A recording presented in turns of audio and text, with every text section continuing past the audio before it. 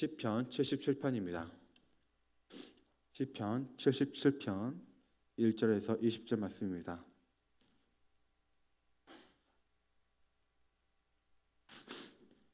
제가 가진 성경으로 구약성경 759면에 있습니다. 859면에 있습니다. 시편 77편 1절에서 20절 말씀입니다. 제가 본독해 올리겠습니다. 내가 내 음성으로 하나님께 부르짖으리니 내 음성으로 하나님께 부르짖으며 내게 귀를 기울이시리로다. 나의 환난 날에 내가 주를 찾았으며 밤에는 내 손을 들고 거두지 아니하였나니 내 영혼이 위로받기를 거절하였도다. 내가 하나님을 기억하고 불안하여 근심하니 내 심령이 상하도다. 주께서 내가 눈을 붙이지 못하게 하시니 내가 괴로워 말할 수 없나이다. 내가 옛날 곧 지나간 세월을 생각하였사오며 밤에 부른 노래를 내가 기억하여 내 심령으로 내가 내 마음을 간구하기를 주께서 영원히 버리실까? 다시는 은혜를 베푸지 아니하실까?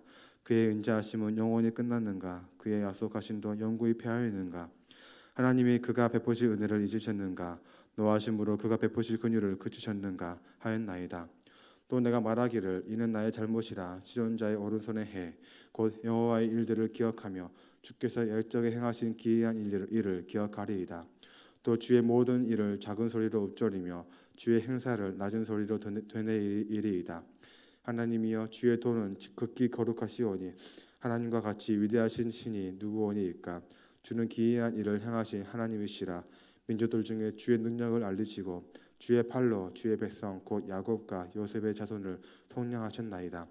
셀라. 하나님이여 물들이 주를 보았나이다. 물들이 주를 보고 두려워하며 기쁨도 진동하였고 구름이 물을 쏟고 군창이 소리를 내며 주의 화살도 날아갔나이다. 회오리 바람 중에 주의 울소리가 있으며 번개가 세계를 비추며 땅이 흔들리고 움직였나이다. 주의 길이 바다에 있었고 주의 곧은 길이 큰 물에 있었으나 주의 발자취를 알 수 없었나이다. 주의 백성을 양떼같이 모세와 아론의 손으로 인도하셨나이다. 아멘. 시편 77편에는 주제의 전환이 여러 번 일어납니다.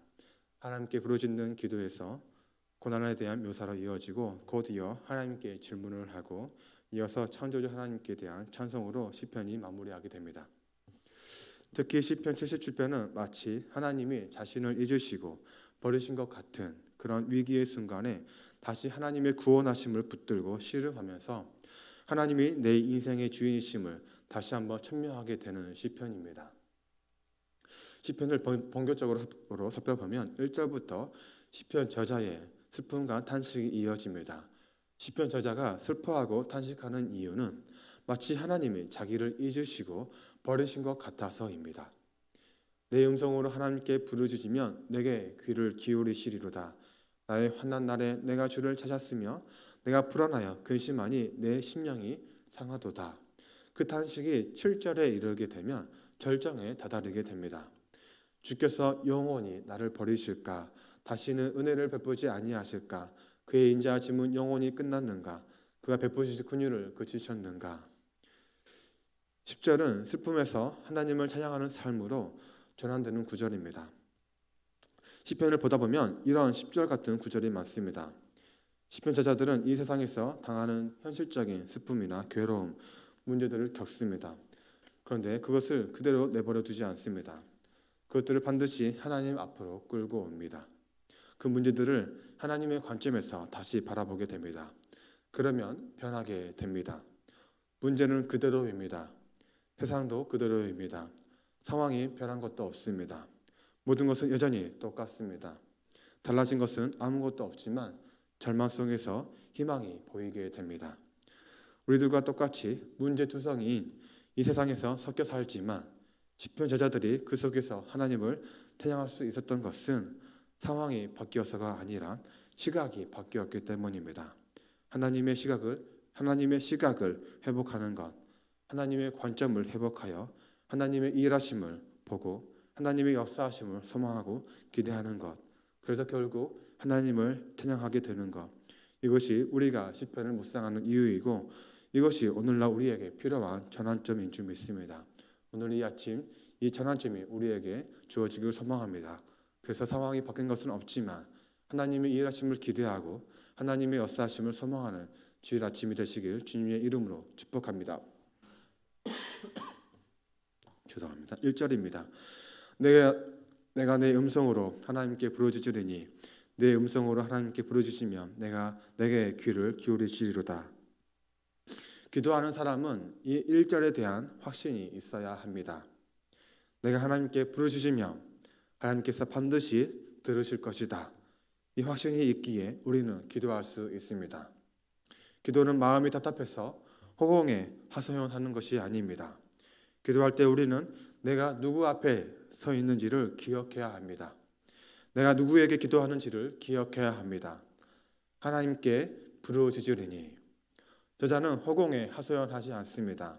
하나님께 부르짖습니다. 그러면 들으시리로다. 2절입니다. 나의 환난 날에 내가 주를 찾았으며 밤에는 내 손을 들고 거두지 아니하였나니. 살다 보면 위기가 반복됩니다. 그래서 삶의 진짜 위기는 위기가 올 때가 아닙니다. 코로나라는 위기가 찾아오기도 했지만 위기는 코로나 이전에도 늘 존재했습니다. 위기는 계속해서 존재했습니다. 그래서 진정한 위기는 1절과 2절이 없는 것이 진정한 위기입니다. 지금 내 삶이 환난인데도 불구하고 하나님께 부르짖지 않는 것, 위기가 찾아왔음에도 허공에 한숨만 쉴 뿐 하나님께 기도하지 않는 것, 이것이 가장 큰 위기입니다.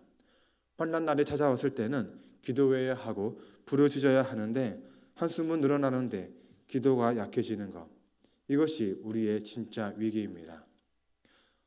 저자는 부르짖어 기도합니다. 환난 날에 주를 찾습니다. 밤에 잠을 자야 하는데 그 밤에 잠을 자지 않고 밤늦도록 기도합니다. 우리에게 이것이 필요한 줄 믿습니다. 우리에게 이것이 회복될 때 그 무엇도 위기가 되지 않을 줄 믿습니다. 교회도 마찬가지입니다. 하나님께 부르짖는 기도가 사라질 때 그때가 교회의 진짜 위기입니다. 그리고 교회의 위기는 국가의 위기입니다. 세상은 본래 어둠입니다. 그런데 교회가 빛을 비추지 못하면 세상은 타락을 거듭할 뿐입니다. 교회가 타락할 때 국가적 타락이 이어지게 될 것입니다. 교회의 진짜 위기는 성도 수가 줄어드는 게 아닙니다. 교회의 진짜 위기는 위기가 왔음에도 하나님께 부르짖지 않는 것이 진짜 위기입니다. 이것을 반대로도 말할 수 있습니다. 국가가 잘 되려면 교회가 하나님 앞에 바로 서야 하고 교회가 하나님 앞에 바로 서려면 반드시 기도의 부흥이 일어나야 합니다. 대부흥이 일어났던 평양과 원산의 대부흥 운동의 역사 기록을 보면 부흥은 기도에서부터 시작되었습니다. 한 사람 한 사람의 기도로 깨어 성령 충만이 있을 때 영적 각성을 일으키는 대부흥이 일어났습니다. 아무리 세상이 어렵고 위기가 닥치더라도 하나님 앞에 부르짖는 기도의 사람이 남아있는 한 희망은 여전히 남아있습니다. 저자는 환난 날에 하나님의 도우심을 간절히 찾았습니다. 저자는 밤에 손을 들고 거두지 아니하였습니다. 그런데 저자는 기도를 하였지만 위로받기를 거절하였습니다. 내 영혼이 위로받기를 거절하였도다. 인생 중에는 그 무엇으로도 위로가 되지 않는 때가 있습니다. 어떤 말로도 위로가 되지 않는 슬픔과 아픔이 있습니다. 그래서 우리에게는 2절이 필요합니다. 세상이 위로가 되지 않을 때는 하나님을 찾을 때입니다. 그런데 인생을 살다 보면 3절과 같은 때가 있습니다. 내가 하나님을 기억하고 불안하여 근심하니 내 심령이 상하도다. 내가 하나님을 기억했음에도 희망이 생기지 않습니다. 더 불안하기만 합니다. 마음이 약해지고 걱정과 근심이 생깁니다. 하나님을 기억하고 생각했는데도 저자는 더 불안하다고 합니다. 그런데 그 불안함은 5절 이하를 볼 때 점점 더 심해지게 됩니다. 내가 옛날 곧 지나간 세월을 생각하였사오며 밤에 부른 노래를 내가 기억하여 내 심령으로 내가 내 마음으로 간구하기를. 6절에서 밤에 부른 노래는 하루를 마무리하며 하나님께서 내게 베푸신 은혜를 생각하며 하나님을 찬송하는 것입니다. 과거 하나님께서 내게 베푸신 그 은혜를 생각하며 노래를 부르는 것입니다. 지금 현재는 환난 속에서 밤에 잠을 자지도 못하는데 과거 옛날을 생각해 보니 옛날에는 하나님께서 하루 동안 베풀어 주신 은혜가 많았습니다. 그래서 그 은혜에 대한 찬송으로 하루를 마무리하며 잠이 들곤 했습니다. 그래서 그때를 회상하니 저자는 더 깊은 불안감에 빠져든다고 말합니다. 주님께서 나를 영원히 버리시는 것일까? 다시는 은혜를 베푸지 않으시는 것일까? 한결같은 그분의 사랑도 이제는 끊기는 것일까? 그분의 약속도 이제는 영원히 끝나버리는 것일까? 하나님께서 은혜를 베푸시는 일을 잊으신 것일까? 그의 노여움이 그의 군유를 거두어 들으신 것일까? 현실이 너무 답답하니 하나님께서 약속하신 언약의 말씀도 흔들리는 것입니다. 고통과 환난이 너무나 가혹하여서 심령이 흔들리게 되면 감사의 노래들을 불렀던 과거들을 생각할 때 과거와 현재의 격차가 너무 커서 오히려 더 불안해지는 때가 있습니다. 과거에 전교 1등을 했던 친구가 있습니다. 그런데 지금은 꼴등입니다. 상황이 너무 좋지 않습니다. 밤에 잠을 자려고 누웠는데 과거에 1등을 했던 때가 기억이 납니다. 1등을 했었다는 과거의 사실은 자신감을 주기도 하지만 반대로 다시 돌아가지 못할 수도 있다는 큰 불안감을 주기도 합니다. 지금 저자의 심리 상태가 바로 이것입니다. 과거 하나님께서 내게 은혜 베푸셨던 때를 생각하면 기쁘고 즐겁고 감사하기보다 다시는 돌아가지 못할 수도 있다는 불안감에 잠을 자지 못하고 있습니다. 그래서 저자는 3절에서 이렇게 고백했던 것입니다. 내가 하나님을 기억하였더니 불안하여 근심하였더라. 과거 행복했던 때를 생각하면 생각할수록 다시는 돌아가지 못할까 봐 불안하고 마음이 약해지는데 그럴 때 나를 더 흔드는 생각이 내 마음속에 파고듭니다. 이제는 영원히 돌아가지 못할까? 주께서 영원히 나를 버리신 것일까? 다시는 은혜를 베푸지 아니하실까? 지금 저자의 상태는 굉장히 불안정한 상태입니다. 지금 당장 어떤 조치를 취하지 않으면 사고라도 날 것 같습니다. 인생을 살다 보면 이런 순간이 찾아오기 마련입니다. 많은 사람들의 위로가 전혀 위로가 되지 않고 심지어 하나님을 기억했음에도 마치 하나님께서 나를 버리신 것 같고 다시는 은혜를 베푸시 않으신 것 같은 그러한 영적 불안감에 휩싸일 때가 있습니다. 이러한 영적인 터널은 저자나 우리나 일반 겪는 일입니다. 우리 중 누군가는 지금 저자처럼 영적인 터널을 걷고 있을지도 모릅니다. 아니 어쩌면 우리 중 많은 사람들이 이런 영적인 터널에 있으면서도 알지 못한 채 묻어져서 살아가고 있을지도 모릅니다. 그런데 여기까지는 저자와 우리들이 크게 차이가 나지 않습니다. 그런데도 시편 77편이 단순히 한 개인의 탄식으로 끝나지 않고 성경에 기록된 시편일 수 있는 이유는 바로 10절이 있기 때문입니다. 저자는 매우 불안정한 상태이고 과거를 생각하면 감사하기보다 근심만 쌓입니다. 하나님이 나를 잊으신 것 같은 심각한 영적인 불안감에 휩싸여 있습니다. 그런데도 저자는 거기에서 멈추지 않고 이어서 말합니다. 이것이 저자와 우리의 차이일지 모릅니다. 저자는 외칩니다. 또 내가 말하기를 이는 나의 잘못이라 주전자의 오른손의 해 곧 여호와의 일들을 기억하며 주께서 애적에 행하신 기이한 일을 기억하리이다. 또 주의 모든 일을 작은 소리로 읊조리며 주의 행사를 낮은 소리로 되뇌이리이다. 이것은 나의 잘못이라 이것은 나의 어리석음이다 라고 고백하면서 지존자이신 즉 존귀하신 하나님의 오른손으로 일하던 때를 묵상하기 시작합니다. 오른손이란 권능을 의미합니다. 과거 하나님께서 애굽에 10가지 재앙을 내리시고 이스라엘 백성 중 한 명도 잃지 않고 애굽에서 구원해내신 사건 뿐만 아니라 하나님께서 애적에 행하신 놀랍고 기이한 일들을 기억하고 기억하리이다. 신명기를 읽다 보면 신명기가 반복적으로 당부하는 것이 있습니다. 그것은 현재가 흔들리면 과거를 기억하라는 것입니다. 신명기는 과거 하나님께서 그의 백성을 어떻게 구원하셨고 어떻게 은혜를 베푸셨는가를 반드시 기억하라고 당부합니다. 하나님이 어떤 분이신지 반드시 기억하라고 반복적으로 당부합니다. 왜냐하면 하나님의 은혜에 대한 기억 상실증에 걸리게 되면 현실의 어려움 속에서 길을 잃어버리기 때문입니다. 사탄이 쥐고 흔들 때 소수무책으로 무너지기 때문입니다. 은혜의 기억 상실증에 걸리면 무너지게 되어 있습니다. 그래서 그 은혜를 기억해야 합니다. 십자가의 은혜를 기억해야 합니다. 나를 살리시기 위해 하나님께서 어떤 희생을 치르셔야 했는지 그 구원의 은혜를 반드시 기억해야 합니다. 저자는 하나님께서 내게 은혜를 베푸신 과거의 일들을 떠올렸더니 더 불안해지기만 합니다. 다시 원래대로 돌아가지 못할까 봐 불안합니다. 그런데 저자는 거기에서 멈추지 않고 여호와께서 행하신 일들을 하나씩 기억합니다. 곧 여호와의 일들을 기억하며 주께서 애적에 행하신 기이한 일들을 기억하리이다. 이것이 시의 전환점입니다. 하나님의 오른손으로 일하셨던 과거 하나님의 구원의 역사를 기억합니다. 그런데 저자가 과거 하나님의 구원의 역사를 기억하는 것은 그 사건이 주는 의미를 기억하는 것입니다. 저자는 11절 이하로 하나님께서 행하신 기이한 일들을 기억하는데 이 기이한 사건들이 말해주는 것은 하나님이 곧 주관자시라는 것입니다. 하나님께서 모든 역사의 주인이시라는 것입니다.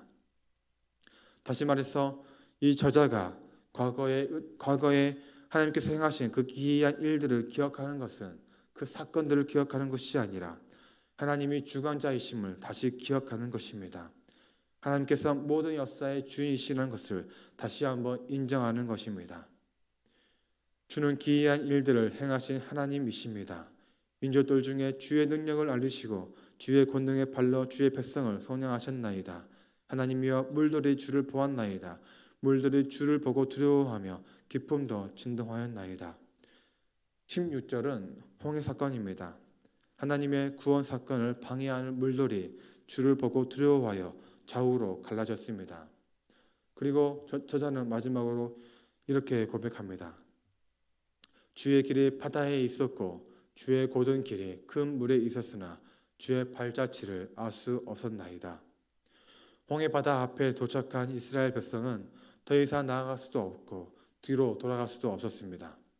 사람의 길은 더 이상 보이지 않았습니다. 더 이상 사람의 길은 없습니다. 사람의 길이 끝날 때 하나님의 길이 시작되었습니다. 주의 길은 바다에 있었고 주의 곧은 길이 큰 물에 있었습니다. 그리고 결국 하나님은 주의 백성을 양떼같이 모세와 아론의 손으로 인도하셨나이다. 하나님께서 홍해 바다를 가르시고 그 가운데 길을 내실 수 있는 것은 하나님이 모든 만물의 주인이시며 주관자이시기 때문입니다. 저자는 환난의 시간을 걷고 있습니다. 앞이 보이지 않습니다. 아니, 앞은 보이는데 하나님의 약속이 보이지 않습니다. 하나님의 은혜가 보이지 않습니다. 하나님은 나를 잊으신 것 같습니다. 그래서 저자는 매우 불안해합니다. 저자는 거기에서 멈추지 않습니다. 저자는 거기에서 멈추지 않고 하나님의 기이하신 일들을 다시 한번 기억합니다. 하나님께서 애적 홍해를 가르시며 애적 백성들에게 행하신 놀라운 일들을 기억합니다. 그리고 다시 기억합니다. 하나님이 모든 만물의 주관자이심을 기억합니다. 하나님께서 모든 것의 절대 주권자이심을 다시 한번 기억합니다. 그리고 하나님께서 홍해를 가르시고 주의 백성을 양떼같이 인도하신 것처럼 깊은 어둠 속에서 갇힌 나를 찾으시고 어둠을 가르시고 결국 나를 양떼처럼 인도하실 것을 믿음으로 고백합니다. 이것이 시편 저자의 믿음입니다. 믿음은 옛적 하나님께서 베푸신 일들에 맞닿아 있을 때 믿음이 됩니다. 믿음은 현재의 상황을 초월합니다. 현재의 상황을 초월하여 과거로 거슬러 올라가 과거에 베푸신 하나님의 권능의 오른손을 나의 미래에 옮겨다 놓습니다. 이것이 믿음이 가지고 있는 힘입니다. 비록 환난에 잠을 자지 못하고 사람들의 위로가 아무런 도움도 되지 않아 사람들의 위로를 거절하였지만 그럼에도 손을 들고 기도하며 지극히 높으신 하나님의 오른손을 바라보는 것, 주께서 역사하셔서 내 슬픔을 끊으시고 주의 오른손으로 나를 이끌어 주실 것을 믿는 것, 이것이 시편 저자가 우리에게 주는 선물입니다. 이것이 우리에게 필요합니다. 오늘 하루 나의 손이 지극히 높으신 하나님의 오른손을 바라봄으로써 우리 가운데 놀라운 일을 행하실 주님을 믿고 기대하시는 모든 성도님들 되시길 주님의 이름으로 축복합니다. 이 시간 말씀을 생각하시면서 함께 기도하기 원합니다.